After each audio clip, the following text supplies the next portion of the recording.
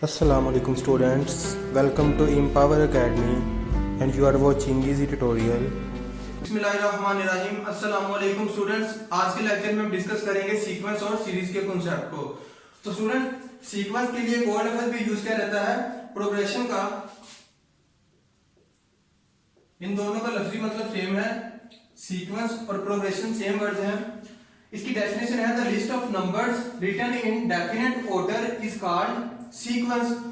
Domain है इसकी natural number और जो रेंज है वो है सेट ऑफ रियल नंबर या कॉम्प्लेक्स नंबर हो सकती है।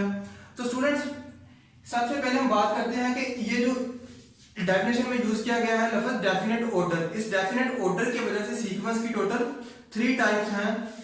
वो टाइप्स है पहली अरिथमेटिक सीक्वेंस, इस तरह ज्योमेट्रिक सीक्वेंस सेकंड टाइप है, थर्ड टाइप है हार्मोनिक सीक्वेंस।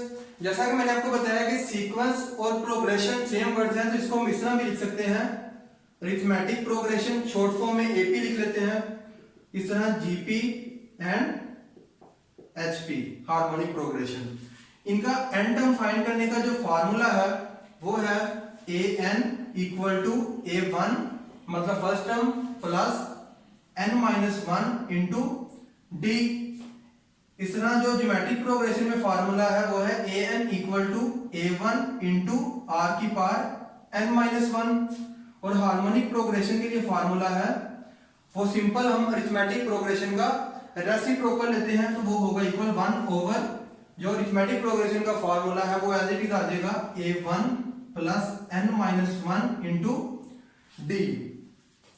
तो स्टूडेंट्स, अब मैं आपको बताता हूं कि डेफिनेट ऑर्डर की वजह से, मतलब इसकी एग्जांपल लेते हैं हम, इन तीनों की अलग अलग एग्जांपल लेते हैं और इन तीनों में जो ऑर्डर का डिफरेंस है उसकी वजह से हम देखेंगे कि ये कैसे एक दूसरे से डिफरेंट है।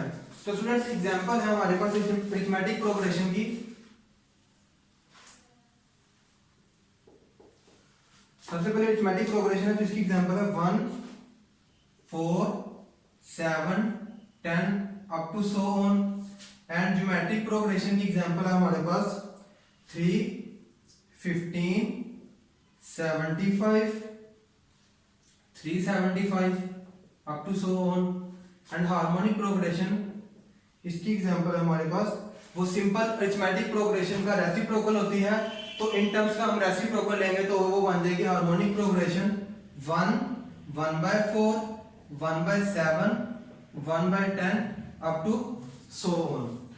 तो स्टूडेंट्स, अगर हम इन तीनों में देखें तो इन तीनों में डिफरेंस क्या है, पहले में अगर हम चेक करें तो हम देख सकते हैं कि जो इनका इन टर्म्स का इन बिटवीन डिफरेंस है वो है 3। तो ये जो d है ये बेसिकली इस फार्मूले में d बता रहा है कि इनका जो डिफरेंस है वो सेम है, तो इट्स मीन कि ये अरिथमेटिक प्रोग्रेशन है। कैसे? 10 - 7 भी 3 के इक्वल है। इस तरह 7 को जब प्रीसीडिंग टर्म से हम सब्ट्रैक्ट करेंगे वो है 4, तब भी हमारा आंसर 3 आएगा। इस तरह 4 - 1 भी 3 के इक्वल होगा, तो d कौन सा है वो है इक्वल 3 के। इट्स मीन के इनका जो डिफरेंस है प्रीसीडिंग टर्म्स का, अगली टर्म से जो डिफरेंस हम लेते हैं वो इक्वल है, तो इट्स मीन कि d की वैल्यू 3 है। और ये जो प्रोग्रेशन है वो है अरिथमेटिक प्रोग्रेशन। ये इसके अंदर एक स्पेसिफिक ऑर्डर है जिसकी वजह से ये अरिथमेटिक प्रोग्रेशन, इसको हमने एक अलग नाम दे दिया है।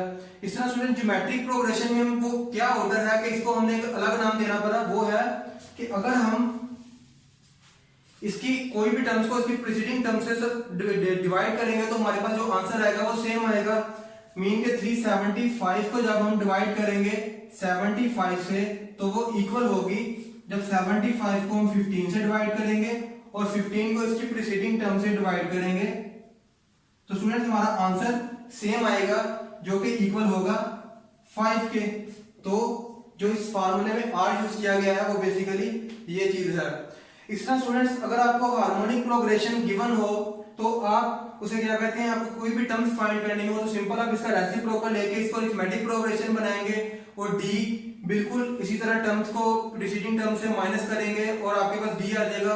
और आप वो टर्म्स फाइंड करने के बाद उसका वो टर्म्स बेसिकली अरिथमेटिक प्रोग्रेशन में होगी, आप उसका रेसिप्रोकल लेंगे तो वो हार्मोनिक प्रोग्रेशन में कन्वर्ट हो जाएगी।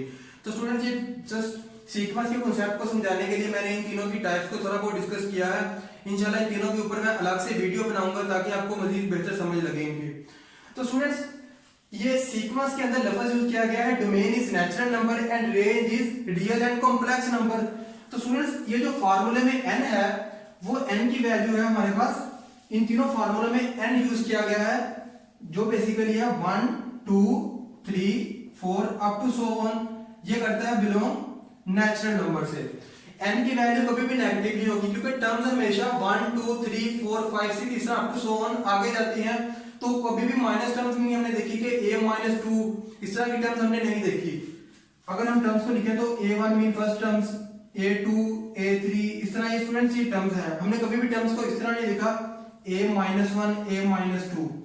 तो इट्स मीन के जो हमारी डोमेन है, डोमेन मीन के जो हम इनपुट देते हैं इस फार्मूले में वो है एक सेट ऑफ नेचुरल नंबर।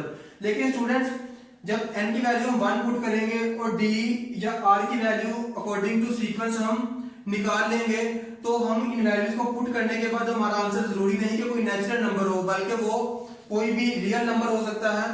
वैसे तो ये भी एक रियल नंबर है लेकिन माइनस में भी ये डोमेन हमारी नेचुरल नंबर थी, लेकिन जब हम इस डोमेन को पुट करेंगे, नेचुरल नंबर को पुट करेंगे n की वैल्यू में और d और r की वैल्यू पुट करेंगे, तो हमारे पास जो आंसर आएगा वो रियल और कॉम्प्लेक्स नंबर में आएगा।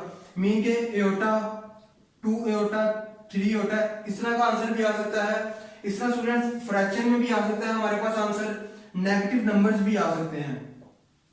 तो जो डोमेन है वो नेचुरल नंबर है, उसके अकॉर्डिंग जो हमारी नई सीक्वेंस बन सकती है वो हमारे पास सेट ऑफ रियल नंबर और कॉम्प्लेक्स नंबर से आएगी। तो स्टूडेंट्स ये था सीक्वेंस का कॉन्सेप्ट। अब हम सीरीज पे बात करेंगे। सिंपल ये जो प्रोग्रेशन है, अगर हम इसके बिटवीन प्लस का ऑपरेटर यूज करेंगे तो ये बन जाएगी सीरीज। जैसा कि ये 1 4 7 10 इनके बीच अगर हम ये प्लस का ऑपरेटर यूज करेंगे तो ये बन जाएगी स्टूडेंट्स सीरीज। तो मोस्टली जब भी आप देखते हैं सीक्वेंस को, आप इस तरह का लफ्ज कभी यूज किया होगा कि सम ऑफ इनफाइनाइट सीक्वेंस, बल्कि आप सम ऑफ सीरीज को पढ़ते हैं। तो ये बेसिकली सीक्वेंस और सीरीज का डिफरेंट है कि सीक्वेंस में हम दरमियान में ये कोमा यूज करते हैं, लेकिन सीरीज में प्लस का ऑपरेटर यूज करते हैं। तो स्टूडेंट्स ये था सीक्वेंस और सीरीज का कॉन्सेप्ट, और इंशाल्लाह हम नेक्स्ट लेक्चर में arithmetic progression, geometric progression and harmonic progression को डिटेल के साथ देखेंगे, इनके सम को डिस्कस करेंगे। तो स्टूडेंट्स अगर आपको सीक्वेंस और सीरीज में किसी भी डिफिकल्टी का सामना हो तो हमें कमेंट बॉक्स में जरूर पूछिए। इंशाल्लाह हमारी कोशिश होगी कि आपकी कंफ्यूजन को दूर करें। अपना ख्याल रखिए। अल्लाह हाफिज।